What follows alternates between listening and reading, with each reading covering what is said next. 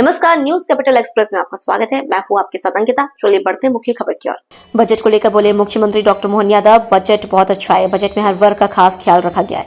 गरीब, महिला, युवा और किसान वर्गों के विकास के लिए खास योजना इस बजट में लागू की गई है। गोपालक किसानों के लिए खास योजना इस बजट में हम लेकर आए हैं। आधुनिक स्टेडियम हम जिला स्तर पर बनाएंगे। एमएसएमई उद्योगों के लिए प्रावधान किया जाए। स्टार्टअप के लिए नई नीति हम लेकर आए हैं। सियासत 2028 को लेकर बजट का प्रावधान किया गया है। साधु संतों, आम जनता और घाटों के लिए राशि दी जा रही है। सरकारी बस के लिए 80 करोड़ रुपए की राशि का प्रावधान किया गया। उद्योगों के विकास के लिए हमारी सरकार खास ध्यान दे रही है। सरकार के द्वारा हमारे वित्त मंत्री श्रीमान जगदीश देवड़ा जी ने जो बजट प्रस्तुत किया है, ये हमारी सरकार का अद्वितीय बजट है। खास करके जिसके माध्यम से हमने सभी वर्गों की बेहतरी के लिए प्रयास किया है और जो 2047 की हमारी यशस्वी प्रधानमंत्री के माध्यम से $2 ट्रिलियन की जो इकोनॉमी है, अर्थात 250 लाख करोड़ का बजट का जो रोडमैप तैयार किया गया है, उसी सिलसिले में अपने बजट को 5 साल में 2 गुना करने का संकल्प लेकर हम धीरे धीरे आगे बढ़ रहे हैं। मुझे इस बात की प्रसन्नता है, इस दस्तावेज में केवल आंकड़े नहीं है, ये ठोस निर्धारित लक्ष्य है जिसके आधार पर व्यवस्थित प्लानिंग की गई है। गरीब, महिला, किसान, युवा सभी वर्गों की बेहतरी के साथ साथ ये बजट गांव, गरीब और खास करके व्यवस्थित प्लानिंग के भरोसे से मध्य प्रदेश विकास के मामले में एक नई, केवल सड़क पे चलने की स्थिति नहीं है, हवाई उड़ान की तरफ आगे बढ़ेगा। मुझे इस बात की प्रसन्नता है कि जहां इसमें सर्वहितैषी योजना के माध्यम से हमारा राजकोषीय जो अंदाज है, जिसके आधार पर ये बजट को डबल करने का प्लान बनाया गया है, ये बजट पिछले बार से 15% ज़्यादा है। अर्थात 4,21,032 करोड़ का ये बजट है, जो आज तक के सारे रिकॉर्ड से बाहर जा रहा है और एक अलग प्रकार की अपनी हमारी तरलता की, आर्थिक स्थिति की सुदृढ़ीकरण की बड़ी पहचान बन रहा है। मैं मान के चलता हूँ इस बजट के माध्यम से जो हमारा 2025-26 का बजट है, 2025-26 के बजट में 24-25 के बजट की तुलना में जो राजस्व में जो वृद्धि हुई है वो 7% हुई है और 2025-26 की तुलना में 2024-25 की अनुमान से पूंजीगत व्यय में ये खास बात गौर करने लायक है, इसमें 31% वृद्धि का अनुमान रखा है। हमारी निवेश की 31% का जो कल्पना की है, वाकई ये अद्भुत है। ये मान के चलो कि ये राज्य के आर्थिक दृष्टि से रीढ़ की हड्डी के रूप में काम करेगा। मैं मान के चलता हूँ कि 2025-26 में जो विभिन्न प्रकार के व्यय के बारे में जो प्रावधान किया है, ये 17% अधोसंरचना के लिए, इंफ्रास्ट्रक्चर के लिए हमने 17% की जो इसमें प्रावधान किए हैं, ये पिछली बार के 2024-25 की तुलना में 31% ज़्यादा है। 31% ज़्यादा रखने का मतलब है कि हम सभी प्रकार की व्यवस्थाओं में मूलभूत इंफ्रास्ट्रक्चर पर विशेष ध्यान दे रहे हैं। महिला सशक्तिकरण के लिए भी ये बजट एक बहुत अलग प्रकार का है। ये हमारा खास करके 6 वर्षों में जेंडर बजट का आकार 2 गुना हुआ है, ये उल्लेखनीय है। कृषि और संबद्ध क्षेत्रों में भी हम अपने 2 गुनी छलांग 6 वर्षों में लगाने की तरफ आगे बढ़ रहे हैं। उज्जवल भविष्य के लिए बच्चों के शैक्षणिक, सामाजिक, भावनात्मक, शारीरिक विकास सभी प्रकार से, अर्थात बाल बजट को भी 6 वर्षों में 2 गुना करने का इसमें लक्ष्य दिखाया गया है। लाडली लक्ष्मी योजना के माध्यम से भी हमने एक बार फिर जो अपनी बात कही है कि किसी प्रकार की धनराशि की कमी नहीं आएगी। 18,669 रुपये की राशि का प्रावधान अपने इसमें किया है। लाडली लक्ष्मी योजना, मुख्यमंत्री प्रसूति सेवा योजना, जल जीवन मिशन, जिसमें ड्रिंकिंग वाटर के लिए सब मिलाकर के लगभग 18,500 करोड़ की धनराशि इन माध्यम से भी रखी है। अटल कृषि ज्योति योजना के माध्यम से हमने 13,909 करोड़ का प्रावधान किया है। प्रधानमंत्री कृषक सूर्य योजना के माध्यम से लगभग 447 करोड़ की धनराशि इसमें रखी गई है। मुख्यमंत्री किसान कल्याण योजना के अंतर्गत 5,220 करोड़ की धनराशि प्रधानमंत्री फसल बीमा योजना के माध्यम से 2001 करोड़ की राशि, ये खासकर मुख्यमंत्री फसल उपार्जन योजना के माध्यम से 1,000 करोड़ का प्रावधान हमने इसमें किया है और समर्थन मूल्य पर किसानों की फसल पर बोनस का भुगतान के लिए भी 1,000 करोड़ का प्रावधान हमने रखा है। मुझे इस बात की प्रसन्नता है, कृषक उन्नति योजना के माध्यम से 850 करोड़ का प्रावधान और पहली बार लगभग ये हमारा 200% से ज़्यादा प्रगति करते हुए गौ संवर्धन और पशुओं के संवर्धन के लिए 505 करोड़ का, अर्थात गौशालाओं में भी प्रति गौमाता की रोजाना की खर्च की राशि 20 रुपये को बढ़ा करके 40 रुपया रोज करना और साथ ही साथ 5 रुपया प्रति लीटर पे बोनस चालू करना। ये अद्वितीय योजना है जो किसान की समृद्धि में फसल के अलावा अलग से बड़ी भूमिका अदा करेगी।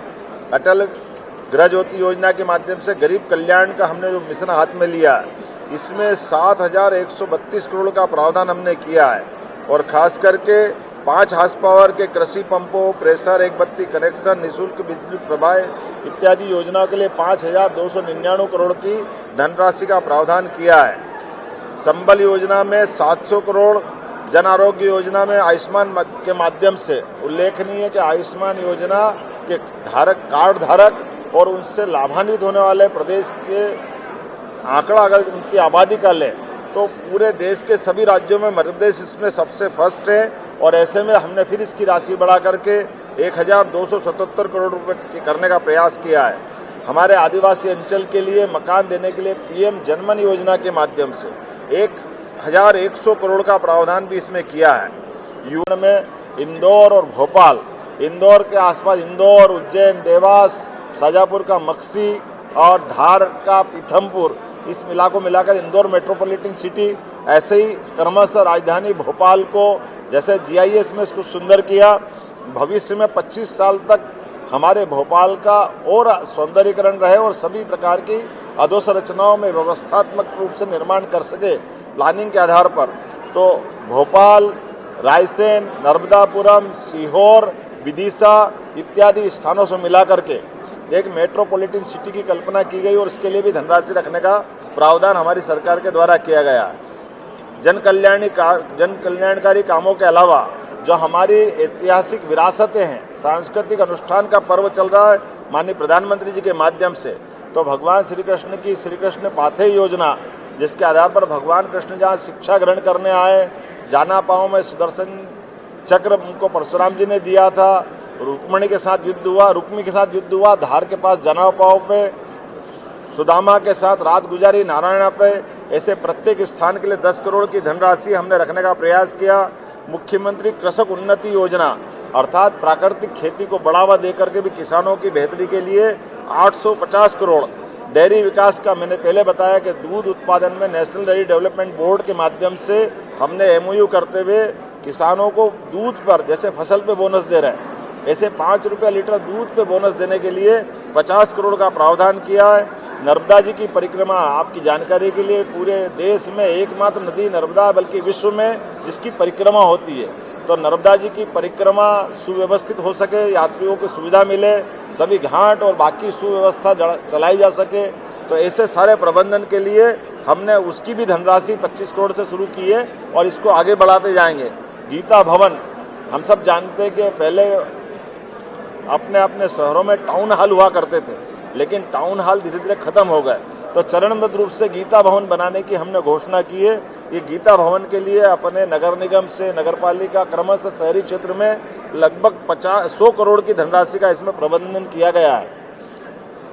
गोपालन के लिए जिसके घर में गाय उसको गोपाल, जिसके घर में गाय का कुल वो गोकुल, तो ऐसे गोकुल से वृंदावन गांव की कल्पना की गई है हमारे लिए। ऐसे मुख्यमंत्री वृंदावन गांव योजना के लिए भी 100 करोड़ की धनराशि इसमें रखी गई है। CM युवा शक्ति योजना, जैसे मैंने कहा कि युवाओं के लिए हम विशेष प्रयास कर रहे हैं, इसमें 25 करोड़ का अलग से प्रावधान किया। देवी अहिल्या की ये 300वीं जयंती है, ऐसे में देवी अहिल्या के कौशल विकास कार्यक्रमों के लिए भी 25 करोड़ की, न केवल हम सांस्कृतिक कार्यक्रम करेंगे बल्कि ठोस कार्यक्रम करने के लिए 25 करोड़ का प्रावधान किया है। बहनों को, खासकर कामकाजी बहनों को जो बड़े स्थान पर कहीं रोजगार के लिए जाती आती है, उनको रुकने के लिए छात्रावास की व्यवस्था, तो कामकाजी बहनों के छात्रावास के लिए 100 करोड़ की धनराशि हम देने जा रहे हैं। जैसा हमने पहले भी घोषणा की थी कि हम परिवहन सेवा प्रारंभ करने वाले हैं राज्य के लिए, तो परिवहन सेवा के सुगमता के लिए 80 करोड़ का प्रावधान हमने प्रारंभ किया है। इसी वर्ष हम ये गरीब व्यक्ति के लिए या आवागमन के सभी प्रकार के लोगों के लिए ग्रामीण से लगा के शहरी तक परिवहन की व्यवस्था पुनर्स्थापित करने जा रहे हैं। मुख्यमंत्री समग्र परिवार समृद्ध योजना में 125 करोड़, निजी निवेश से संपत्ति अर्थात प्राइवेट सेक्टर को भी मिलाकर के विकास के मामले में साथ जोड़ेंगे तो 100 करोड़ का प्रावधान उसमें भी किया है। पहली बार मजरा टोला सड़क के बारे में कई लोगों की डिमांड आती थी, 100 करोड़ का प्रावधान इसमें भी किया गया। कुल मिलाकर के सभी क्षेत्रों में समान रूप से आगे बढ़ने के लिए सरकार ने पूरा प्लान बनाया है और मुझे इस बात की प्रसन्नता है कि न केवल प्लान बनाया है, जैसे पिछले वर्ष में हमने अपनी सभी योजनाओं को जो पूर्व संचालित योजना है किसी में कटौती नहीं की बल्कि राशि बढ़ाने का प्रयास किया है, उसी प्रकार से इस दिशा में हम लगातार आगे बढ़ रहे हैं। मुझे इस बात की प्रसन्नता है कि अकेले एक वर्ष में हमने अपने गेहूं के उत्पादन पर भी, जहां पिछली बार अपने 2400 में गेहूं खरीदा था, इस बार 2600 का खरीदते हुए एक साल के अंदर लगभग 400 रुपये से ज़्यादा का अनुदान अपने द्वारा दे करके 2600 रुपये क्विंटल खरीदने का पूरे देश में मध्य प्रदेश सबसे अग्रगण्य है। मैं उम्मीद करूंगा किसान, महिला, युवा, गरीब सभी वर्गों की बेहतरी के लिए सरकार जो कर सकती जरूर करने का प्रयास करेगी। माननीय प्रधानमंत्री श्रीमान नरेंद्र मोदी जी के नेतृत्व में डबल इंजन की सरकार विकास के इस प्रकार के कीर्तिमान बनेगी। मुझे इस बात की भी प्रसन्नता है हमारे बजट के अंदर बड़े पैमाने पर यशस्वी प्रधानमंत्री के आशीर्वाद के माध्यम से केन बेतवा नदी जोड़ो अभियान, पार्वती काली सिंह चंबल नदी जोड़ो अभियान और राज्य के अंदर की नदी कान नदी और हमारी गंभीर नदी को जोड़ने का अभियान, ये बड़े पैमाने पर लगभग 1 लाख करोड़ से ज़्यादा की धनराशि माननीय मोदी जी द्वारा दी गई है। हम इस आधार पर कह सकते हैं कि जो 48 लाख हेक्टेयर का कृषि क्षेत्र का रकबा अभी हमारे पास है, ये सभी योजनाओं के पूरी होते होते 1 लाख करोड़ का हमारा ये कृषि है, 1 लाख करोड़ हेक्टेयर में हम एग्रीकल्चर से सिंचित फसलों की स्थिति में पहुंचेंगे। उम्मीद करूंगा विकास के इस काम में आप सबकी भी मदद मिलेगी, सहयोग मिलेगा। बहुत बहुत धन्यवाद। क्या है युवाओं के लिए निवेश प्रोत्साहन के लिए 2000 करोड़ की प्रावधान किए हैं। जैसे उद्योग का हमारा यह उद्योग और रोजगार वर्ष है, इसमें एमएसएमई के लिए खास करके पहली बार 1250 करोड़ की अभी तक की कभी इतनी बड़ी राशि नहीं रखी है, ये पहली बार प्रावधान किया गया है। व्यावसायिक प्रशिक्षण हेतु सुदृढ़ीकरण विस्तार के लिए 902 करोड़, क्योंकि हमारे लिए सभी प्रकार के स्किल डेवलपमेंट का काम करना पड़ेगा, सभी प्रकार के युवाओं को प्रशिक्षण का कार्यक्रम चलाना पड़ेगा ताकि बड़े पैमाने पर उनको रोजगार मिले, इसका भी पर्याप्त प्रावधान हमने किया है। मेधावी विद्यार्थियों के लिए भी 500 करोड़ की राशि हमने रखने का प्रयास किया है। इसमें एक बजट की खास बात है, अनुसूचित जाति, जिनकी जनजाति, सभी प्रकार के लोगों के लिए क्रमशः मैं बताना चाहूँगा कि अनुसूचित जनजाति के लिए 47,296 करोड़ का अर्थात 23.5% की वृद्धि इसमें की है। उसी प्रकार से अनुसूचित जाति के लिए 32,633 करोड़ अर्थात 16% की वृद्धि इसमें हमने की है। मान के चलें कि स्वशासी तकनीकी सहायताओं के लिए भी 247 करोड़, पॉलिटेक्निक के उन्नयन के लिए, क्योंकि हमारे लिए स्किल डेवलपमेंट में पॉलिटेक्निक की बड़ी भूमिका है, इनको पहली बार 232 करोड़ की राशि का प्रावधान हमने किया है। मुख्यमंत्री कौशल संवर्धन के माध्यम से 150 करोड़, खेलो इंडिया में 180 करोड़, खेल अकादमियों के माध्यम से 170 करोड़ का प्रावधान किया है। और खास करके आपकी जानकारी के लिए कि हमारे हर विधानसभा के अंदर स्टेडियम बनाए जाएंगे। स्टेडियम की 2 तरह की व्यवस्था रहती है। आमतौर पर वीवीआईपी मूवमेंट या हेलीकॉप्टर जब पहुंचाते हैं तो टेम्परेरी हेलीपैड बनाते हैं। अब की बार रचना ऐसी बनाई गई कि पूरा एक स्पोर्ट्स कैंपस टाइप का रहेगा, जिसमें बाउंड्री वॉल रहेगी, उसमें खिलाड़ियों के लिए जन सुविधा के संसाधन के साथ खेल के मैदान भी रहेंगे, 2 कमरे जिसमें बाकी व्यवस्थाओं के लिए खेल जैसे स्टेडियम की मूल आवश्यकता होती है, और उसके माध्यम से उसी को भी साल में 1-2 बार जब भी आए तो पक्का खेल का मैदान जिसका खेल में उपयोग हो जाए, उसी को हमारी एविएशन की दृष्टि से हेलीपैड में भी मल्टीपर्पज उपयोग किया जाएगा। मैं उम्मीद कर रहा हूं कि आईटी पार्क के माध्यम से पहली बार रीवा, उज्जैन, छोट जबलपुर, ग्वालियर ऐसे स्थानों पर भी आईटी पार्क के लिए 129 करोड़ का प्रावधान किया, जो हमारे तकनीकी रूप से खास करके इंजीनियरिंग कॉलेज के बच्चों के लिए बड़ा लाभ मिलेगा। जैसा प्रयागराज का कुंभ हुआ है, ऐसे सिंहस्थ 2028 मध्य प्रदेश में होने वाला है। ऐसे में हमारे द्वारा सिंहस्थ की सारी व्यवस्थाओं के लिए आने जाने के मार्ग, साधु संतों के रुकने की व्यवस्था, घाट की व्यवस्था, पुलिस से लेकर करके सारे प्रबंधन स्थायी प्रकृति के, इसमें बड़े पैमाने पे हमने धनराशि पिछले वर्ष से लगातार चालू की है, जिसमें इंदौर उज्जैन 6 लेन, उज्जैन जावरा 4 लेन, सभी मार्ग उज्जैन से आने जाने के 4 लेन और स्थायी प्रकार की प्रवृत्ति के लिए 2000 करोड़ का प्रावधान इसमें किया है। कुल मिलाकर के 18,000 करोड़ के अभी तक की हमारी मंजूरियां वहाँ दी है। सीएम राइज स्कूल भी लगातार गति से बढ़ रहे हैं, इसलिए 4,686 करोड़ की इसमें प्रावधान किया। मेट्रो रेल प्रोजेक्ट ये बाकी की नगरों में भी बढ़ेंगे। अभी इंदौर और भोपाल में, आगे जाकर इंदौर और उज्जैन में, जबलपुर, ग्वालियर अलग अलग शहरों में बढ़ाने के लिए मेट्रोपॉलिटन सिटी में भी हम काम कर रहे हैं, जिसके माध्यम से अभी पहले ज्ञान का पूरा ध्यान, विकास और कल्याण का अविरल अभियान सारंग। आर्थिक अनुशासन का पालन करने हेतु विकास का नया आयाम स्थापित करने वाला यह बजट है सारंग। भारत के 2047 तक विकसित देश बनने के प्रधानमंत्री के लक्ष्य की नींव रखने वाला यह बजट है सारंग। हर एक क्षेत्र में विकास और हर बल का कल्याण। यदि इस देश को हिट होना होगा तो हर एक को फिट होना होगा। देश के इतिहास में पहली बार किसी राज्य की हर विधानसभा में स्टेडियम होगा। ज्ञान पर पूरा ध्यान, विकास और कल्याण का अविरल अभियान। निश्चित रूप से मध्य प्रदेश सरकार का ये बजट, डॉक्टर मोहन यादव जी की सरकार का ये बजट मध्य प्रदेश की नई इबारत लिखेगा।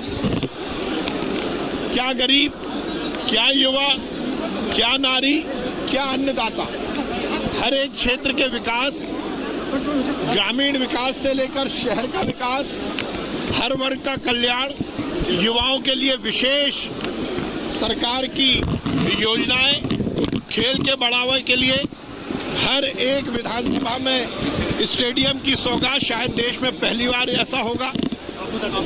हर एक क्षेत्र में विकास के नए अभियान। इस देश के यशस्वी प्रधानमंत्री नरेंद्र मोदी जी की जो डबल इंजन की सरकार की परिभाषा है, उसको प्रतिपादित करते हुए निश्चित रूप से 2047 में ये जो हिंदुस्तान, विकसित हिंदुस्तान बनेगा, उसमें मध्य प्रदेश की बड़ी भूमिका होगी और वो इस बजट से निर्धारित होगी। पर विपक्ष इल्जाम लगा रहे हैं कि ये सिर्फ दिखावे का बजट है। अब बजट, अब आप क्या उनसे ऐसी सात्विकता की अपेक्षा कर सकते हो कि वो इतने अच्छे बजट की तारीफ करें? उन्हें तो टंगड़ी अड़ाना है और बुराई करना है। पर ध्यान रखिए, ऐसी नकारात्मक राजनीति के कारण ही कांग्रेस यहाँ तक पहुंची है और आगे देखिए और किस स्थिति में, दयनीय स्थिति में कांग्रेस पहुंचेगी। संस्कृति बचाओ मंच के अध्यक्ष चंद्रशेखर तिवारी ने कांग्रेस द्वारा लगाए गए आरोप का खंडन किया है। उन्होंने कहा है कि व्यवसाय करने वाले की कोई पार्टी नहीं होती। साथ ही किसान कांग्रेस के प्रदेश अध्यक्ष धर्मेंद्र सिंह चौहान ने 9 मार्च की शाम 7 बजे कहा कि मेरा यह कार्यक्रम आप करवा दीजिए। मैंने उन्हें मना करने पर उन्होंने कहा कि किसी भी तरह से आप यह काम करा दीजिए, मेरा यह पहला प्रदर्शन है। मेरी व्यस्तता होने के कारण मैंने उनसे यह कहा कि मैं नहीं करवा पाऊंगा, तो उन्होंने मुझसे कहा कि वह अन्य लोगों से कहकर आप काम करवा दीजिए। 75 से 100 लोगों के बैठने की व्यवस्था मंच पर थी, लेकिन वहां पर 300 से 400 लोगों की भीड़ मंच पर चढ़ी और मंच पर अत्यधिक भीड़ की संख्या होने के कारण मंच धराशायी हुआ। मंच की क्वालिटी में किसी भी प्रकार से कोई कंप्रोमाइज नहीं किया गया था। मंच की व्यवस्था जगदीश तिवारी को दी गई थी। टेंट की व्यवस्था महाराष्ट्र टेंट वाले संतोष गर्ग जी को दी गई थी। साउंड की व्यवस्था कैलाश और आवाज साउंड वालों को दी गई थी। मैंने सिर्फ उनका काम करने के उद्देश्य से काम कराया। इसमें मेरा किसी भी प्रकार से कोई हस्तक्षेप नहीं था और यह आप गलत है कि संस्कृति बचाओ मंच के होने के कारण मैं मंच ठीक नहीं लगाया। संस्कृति बचाओ मंच के इस आरोप का खंडन करता हूं। मैं एक व्यवसायी हूं और व्यवसाय करने वाला किसी पार्टी का नहीं होता, वह व्यवसाय ही होता है।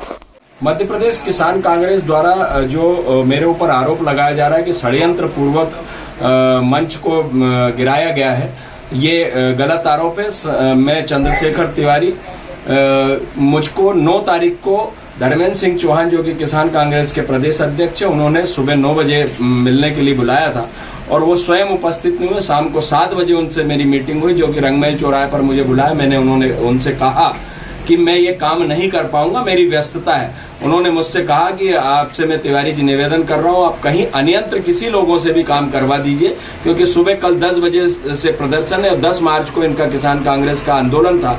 उसके लिए मैंने अन्यंत्र लोगों को, जगदीश तिवारी जी को स्टेज का काम दिया, महाराष्ट्र टेंट वाले संतोष गर्ग जी को टेंट का काम दिया, साउंड का काम किसी अन्यंत्र को दिया, और मैंने इसमें कोई भी कार्य नहीं किया। मैंने पूरा कार्य दूसरे लोगों से करवाया है। इनके निवेदन पर 100 लोगों की क्षमता उस मंच पर बैठाने की थी, जो कि इन्होंने मुझे कहा था कि 100 लोग से ज्यादा नहीं चढ़ेंगे, जिसमें कि 400 लोग मंच के ऊपर चढ़े और क्षमता से अधिक लोग चढ़ने के कारण मंच टूटा। मंच पूरी परिपक्वता से लगाया गया था और कई सालों से हम ये काम कर रहे हैं। इसमें कोई षड्यंत्र नहीं है। व्यवसाय में किसी भी कोई पार्टीबाजी नहीं होती, व्यवसाय अपनी जगह होता है। मेरा इवेंट्स का काम है, मैंने अपना काम पूरी तत्परता से किया। यह झूठा आरोप लगाया जा रहा है, जिसका कि मैं खंडन करता हूँ।